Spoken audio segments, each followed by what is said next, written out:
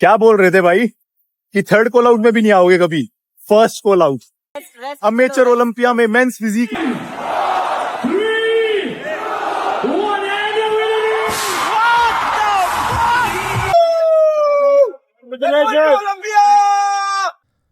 स्वागत है आप सभी लोगों का इस वीडियो के अंदर। भारत प्रो शो, ये वाला शो मुंबई में हुआ था और मैं इस वीडियो के अंदर बात करने वाला हूँ और चर्चा करने वाला हूँ आप लोगों के साथ कि क्या रिजल्ट्स निकल कर आए हैं और आप लोगों के फेवरेट एथलीट्स क्या प्लेसिंग लेकर आए हैं। इस वीडियो के अंदर मैं सब कुछ रिजल्ट्स आप लोगों के साथ डिस्कस करने वाला हूँ। और जो एक मेन सवाल बना हुआ है, मनोज पाटिल आप सभी लोगों को मालूम चली गया होगा इस टाइम पर कि वो भारत प्रो शो जीत चुके हैं मेंस फिजिक डिवीजन का, तो क्या वो डिजर्विंग थे? इस वीडियो के अंदर मैं बात करने वाला हूँ, पूरा कंपैरिजन हम लोग करने वाले हैं। इस इवेंट से जुड़ा हुआ जो भी मेजर बातचीत होने वाली इस वीडियो के अंदर आपको पता चल ही जाएगा, तो ये वाली वीडियो मिस करने वाली नहीं होगी। तो बिना किसी देरी के दोस्तों हम लोग इस वीडियो को शुरू करते हैं।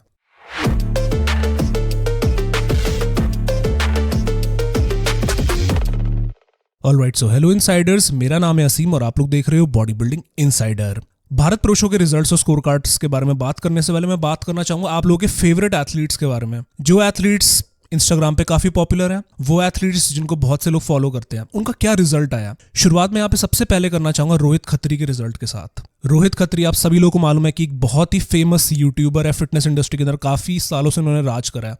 अब ये राज करना चाहते हैं बॉडी बिल्डिंग स्टेज पर। इनका क्या रिजल्ट रहता है? तो रोहित खत्री दोस्तों यहाँ पर हमको बताते हैं कि वो फर्स्ट कॉल आउट के अंदर आ गए थे टॉप 6 के अंदर, पर उनका यहाँ पे रिजल्ट क्या रहता है? जब मेडल्स की बात आती है, जब मेडल्स प्राइस डिस्ट्रीब्यूशन होता है, तो वहाँ पे टॉप 5 के अंदर तो रोहित खत्री का नाम नहीं आता है। तो इसका मतलब यही है कि वो टॉप 5 से बाहर हो गए थे और उनकी मोस्ट प्रोबेबली जो उनकी प्लेसिंग रहती है वो 6ठी या तो 7वीं रही होगी। तो इस हिसाब से यहाँ पे रोहित खत्री का कोई भी मेडल नहीं लगता है। और रोहित खत्री ने बोला था कि अगर मेरा कोई मेडल नहीं लगा या कोई मैं मेडल नहीं जीत पाता हूँ 2024 में दिसंबर का महीना, मतलब जब ये खत्म होता है ये वाला साल, उससे पहले अगर मैं कोई भी मेडल नहीं जीता हूँ तो मैं रिटायरमेंट ले लूंगा बॉडी बिल्डिंग से। उन्होंने ये चीज बोली थी। क्या दोस्तों वो इस चीज पे अमल करेंगे? अगर मैं रोहित खत्री के बारे में बात करूं, ऑनेस्टली अगर आप लोगों से बात करूं तो मेरे को रोहित खत्री की यहाँ पे फिजिक इंप्रूव्ड लगी थी। पिछली बारी से उनके जितने भी आप लोग वर्जन्स उठा लो रोहित खत्री के, जब से वो 2021 से कंपीट करना उन्होंने शुरू करा था, और काफी कोचेस भी रोहित ने चेंज करे हैं, बट अभी रिसेंटली उन्होंने कुलदीप सिंह यादव के अंडर ट्रेनिंग शुरू करी है। और मैं इतना बोल सकता हूँ कि अभी इस टाइम पर रिटायरमेंट लेना और छोड़ देना बॉडी बिल्डिंग स्टेज को एक बहुत ही बड़ी गलती होगी, बिकॉज एथलीट का काम ही होता है इंप्रूवमेंट करने का। और रोहित की एज के भी बारे में मैं बात करूँ तो वो 30 के अंडर ही होंगे, 30 अंडर 30 होंगे। और इस टाइम पर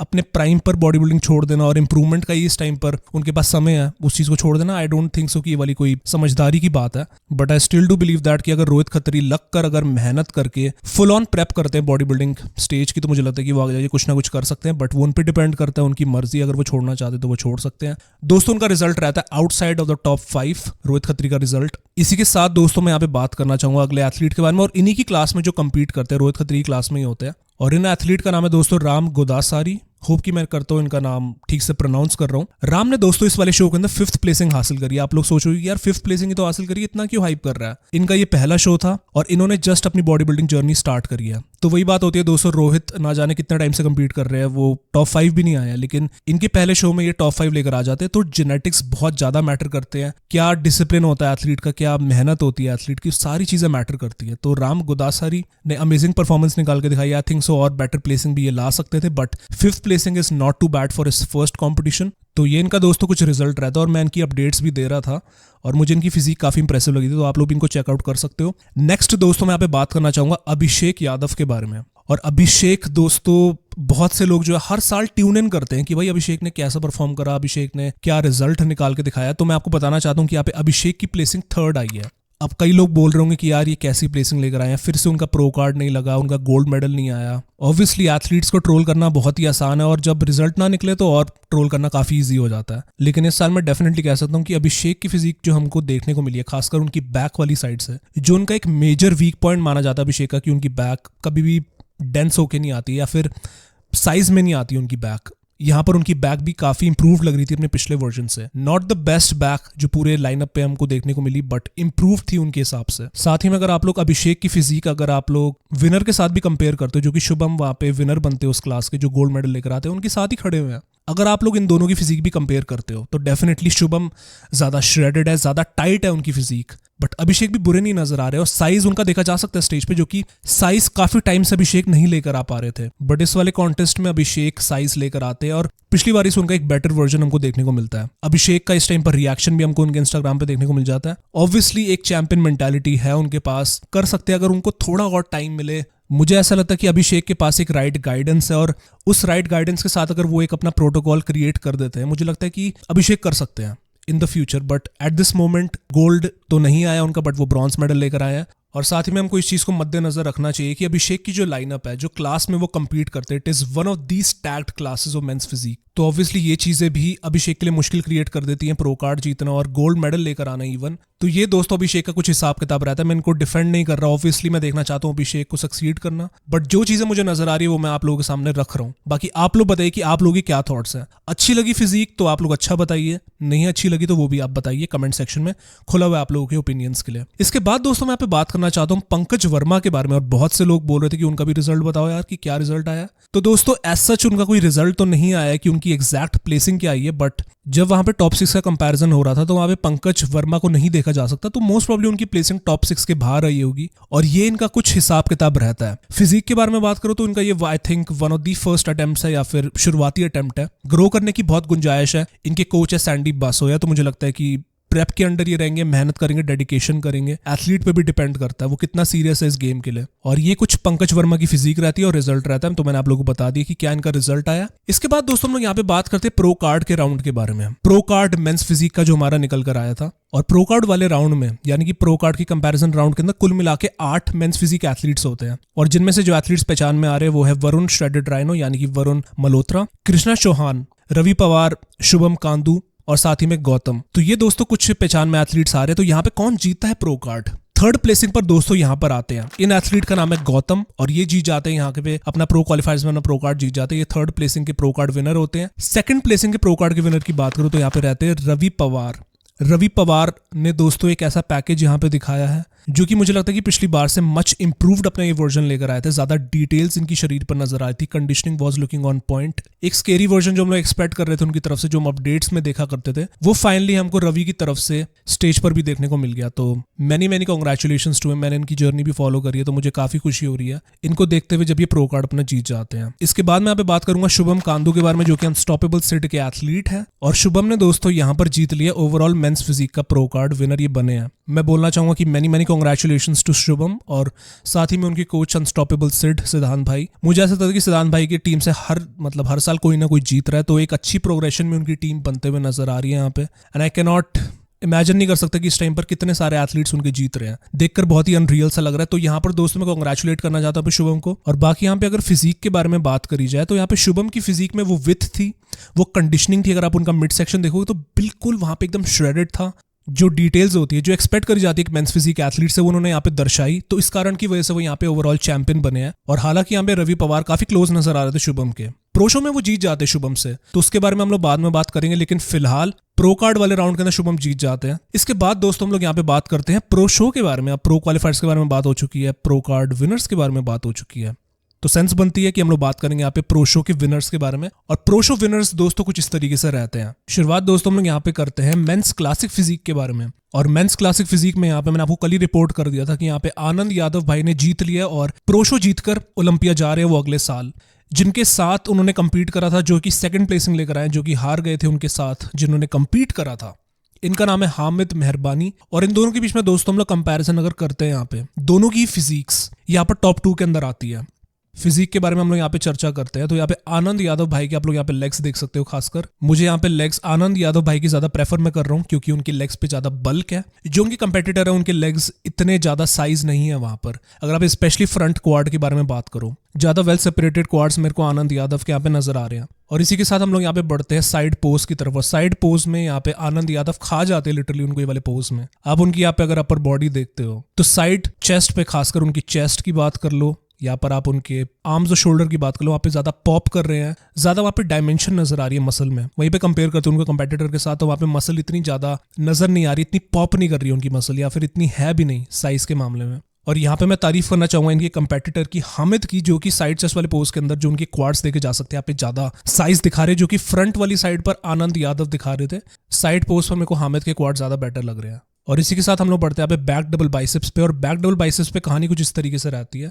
मैं यहाँ पे बैक प्रेफर कर रहा हूँ यहाँ पे हामिद की, ज्यादा वेल सेपरेटेड बैक है, ज्यादा डायमेंशन वहाँ पे नजर आ रही है। ऑब्वियसली टैन पे भी मैटर करता है, टैन उनका ज्यादा डार्क है। आनंद यादव का टैन थोड़ा लाइट नजर आ रहा है यहाँ पे, बट यहाँ पे डिटेल्स जो है मेरे को हामिद की यहाँ पे ज्यादा बेटर नजर आ रही है। बट यहाँ पे अगर आप देखोगे तो साइज यहाँ पे आनंद यादव का नजर आ रहा है। अगर आप लोग उनके ट्रैप्स देखते हो, ज्यादा बड़े उनके ट्रैप्स हैं। कंडीशनिंग में बोलूंगा कि यहाँ पे हामिद की ज्यादा बेटर नजर आ रही है फ्रॉम द बैक, बट काफी क्लोज का मुकाबला मेरे को यहाँ पे बैक वाली साइड से लगा। कुछ कमियों के बारे में यहाँ पे बात करना चाहूंगा आनंद यादव भाई की फिजिक के बारे में, जो कि मैंने पहले भी मेंशन करी हुई है कि उनकी जो चेस्ट, जो बीच में आप उनका गैप देख सकते हो चेस्ट में, वो एसिमेट्रिकल है।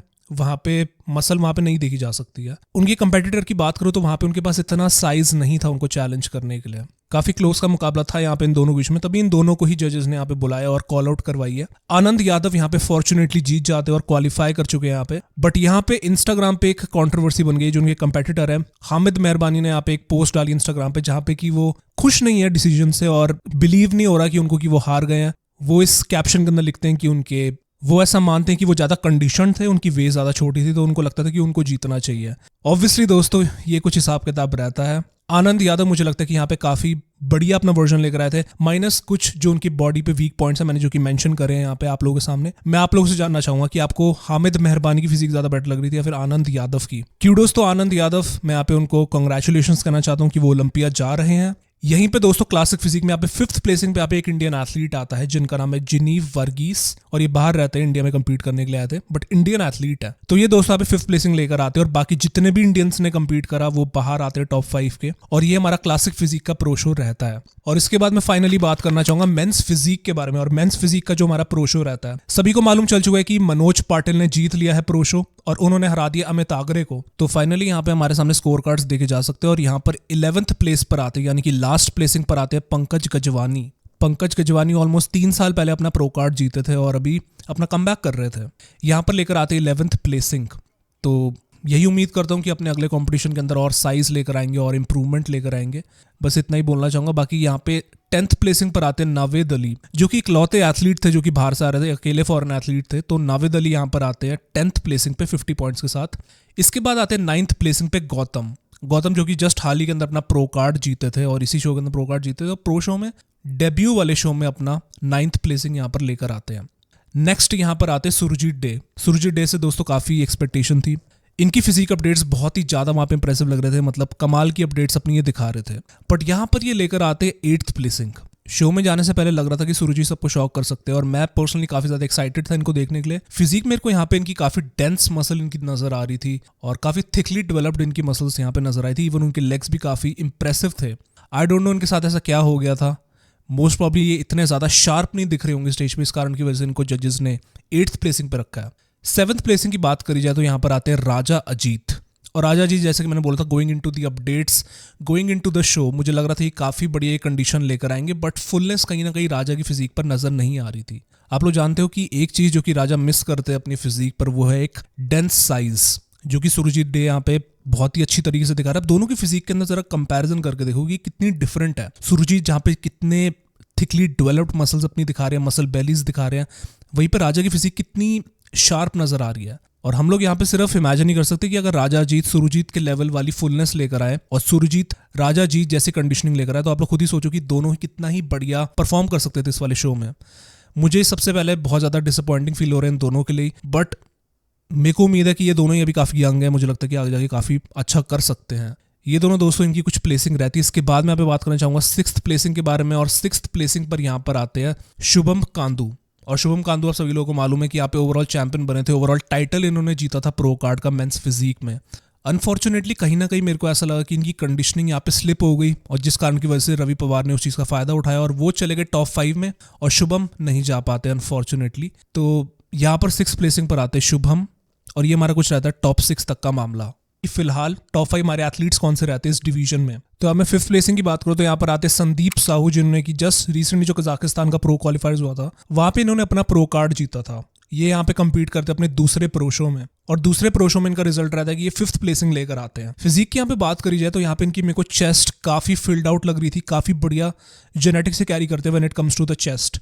ओवरऑल फिजिक के यहाँ पे बात करूँ तो यहाँ पे कंडीशनड वो आए थे। ओवरऑल पैकेज के बारे में बात करूँ तो यहाँ पे उनका एक कंडीशनड पैकेज हमको यहाँ पे देखने को मिला था। बट मैं यहाँ पे हैरान हो रहा हूँ कि जो बाकी एथलीट्स हैं, अनस्टॉपेबल बिट्टू की बात कर लो या फिर दूसरे एथलीट्स हो गए, राजा जीत हो गए, मेरे को उनकी कंडीशनिंग राजा की कंडीशन में कोई इनसे ज्यादा बेटर लग रही थी, बट वो इनसे नीचे आते हैं। अभी मालूम नहीं है कि जजेस वहां पे स्ट्रक्चर को ज्यादा प्रायोरिटी पे रख रहे थे या फिर कंडीशनिंग को रख रहे थे। जजेस ही जाने वो क्या चाहते हैं। लेकिन यहाँ पे 5th प्लेसिंग पर आते हैं संदीप साहू। 4th प्लेसिंग की बात करी जाए तो यहाँ पर आते हैं रवि पवार। और रवि पवार ने दोस्तों अभी जस्ट इसी शो के अंदर ही शेरू क्लासिक में एमेच्योर ओलंपिया में अपना प्रो कार्ड जीता, सेम डे सेम शो में compete करा और 4th प्लेसिंग लेकर जाते हैं। और यहाँ पे मैं एक चीज मेंशन करना चाहूंगा कि यहाँ पे प्रो क्वालिफायर्स का जब फाइनल हुआ था तो वहाँ पे शुभम कांदू इनको बीट कर देते हैं और ओवरऑल चैंपियन बन जाते हैं जो प्रो क्वालिफायर्स हुआ था। लेकिन प्रो शो में रवि पवार जो है उनको हरा देते हैं शुभम कांदू को। शुभम कांदू टॉप 5 में आए ही नहीं है। तो ऐसा बहुत ही अजीब लगा मेरे को ऐसा देखना। ऐसा हो सकता है कि यहाँ पे रवि पवार की फिजिक उनसे ज्यादा बेटर हो गई हो फाइनल्स में, या फिर शुभम की फिजिक प्रो शो के फाइनल्स के दौरान उनसे वर्स हो गई हो रवि पवार से, तभी वो उनसे हार गए प्रो शो में जहाँ पे वो प्रो क्वालिफायर्स में जीत गए थे। दोस्तों ये कुछ कंफ्यूजिंग सा हिसाब किताब रहता है। इसके बाद मैं यहाँ पे बात करना चाहूंगा टॉप 3 की प्लेसिंग के बारे में। सीधा आपको बताया तो 3rd पर आते हैं अनिक घोष, 2nd पर आते हैं अमित आगरे और 1st और विनर बनते हैं मनोज पाटिल। और यहाँ पे हम लोग अपना कंपैरिजन राउंड शुरू करते हैं। और क्या यहाँ पे मनोज पाटिल डिजर्व करते थे मेंस फिजिक की जो विक्ट्री वो जीते हैं? बढ़ते हम लोग सीधा अपने कंपैरिजन की तरफ। और यहाँ पे एक कंपैरिजन में देखा जा सकता है कि टॉप 3 के अंदर होते हैं मनोज पाटिल, अमित आगरे और अनिक घोष। और आपके सामने आपको अपनी स्क्रीन पर फोटोज देखने को मिल जाएगी जहाँ पे कंपैरिजन चल रहा है। बैक साइड से अगर मैं बात करूँ, बैक साइड से पर्सनली जो मेरे को सबसे बढ़िया एथलीट यहाँ पे लग रहे हैं वो है अमित आगरे। अगर आप लोग उनकी बैक कंपेयर करते हो मनोज पाटिल के साथ, it is much more separated. ज़्यादा वहाँ पे मसल मास ज़्यादा है, ज़्यादा विथ है उनकी बैक पर। अगर आप लोग अमित आगरे की देखते हो तो ज़्यादा डिटेल्स है उनकी बैक पे। 2nd पर मेरे को मनोज पाटिल की बैक लगती है, 3rd पे अनिक घोष की। अनिक घोष मुझे नहीं समझ में आ रहा कि अनिक घोष इतनी वर्स बैक कैसे लेकर आ सकते हैं या फिर क्या इशू उनके साथ आ गया। अनिक घोष इस वाले कंपटीशन में मुझे ऑफ नजर आ रहे थे, खासकर बैक वाली साइड से। चलो ये तो बात होगी बैक वाली साइड से। अब हम लोग बात करते हैं फ्रंट पोज के बारे में। और जब ये तीनों फ्रंट पोज की तरफ जब ट्रांजिशन करते हैं तो मनोज पाटिल की तरफ आप लोग नोटिस करो कि मनोज पाटिल कभी भी अपना फ्रंट पोज नहीं दिखाते, साइड से अपना जो है ये वाला पोज करते हैं। जब जजेस बोलते हैं कि फेस टू द फ्रंट या फिर अपना फ्रंट पोज दिखाओ, तो पूरी तरीके से अपना ये वाला पोज एक्सपोज नहीं करते मनोज पाटिल। इसका रीजन ये है कि उनकी वेस्ट ज्यादा वाइड है। अगर वो दिखा देंगे तो अपने वो वीक पॉइंट शो करेंगे। तो एक बहुत ही बढ़िया चीज वो इस टाइम पर कर रहे हैं मनोज पाटिल इस वाले पोज डाउन के अंदर, इस वाले कंपैरिजन में, कि वो अपने वेस्ट को छुपा के रख रहे हैं, साइड से दिखा रहे हैं जहां पर उनकी वेस्ट ज्यादा छोटी नजर आ रही है। और डेफिनेटली अगर मैं फुलनेस की बात करूं तो फ्रंट साइड से Manoj Patil is looking absolutely crazy, the most round guy. सबसे ज्यादा फुलनेस जो मेरे को दिख रही है किसी की भी फिजिक में इस लाइनअप के अंदर। हालांकि अनिक घोष अपनी फुलनेस के लिए जाने जाते, बट मनोज पाटिल एक नेक्स्ट लेवल पीक अपना लेकर आए थे इस वाले कॉम्पिटिशन में। और मेरे हिसाब से अगर आप लोग फ्रंट पोज मनोज पाटिल को दे रहे हो तो मुझे लगता है कि यहाँ पे बैक पोज अमित आगरे को जाना चाहिए। अमित आगरे यहाँ पे बेटर अपनी बैक लेकर आए थे। फ्रंट से मेरे को मनोज पाटिल हाइड कर रहे हैं अपने वीक पॉइंट्स, बहुत ही चालाकी से अपने वीक पॉइंट्स को हाइड कर रहे हैं। वो अपनी पोजिंग कर रहे हैं वो बहुत ही स्मार्टली तरीके से।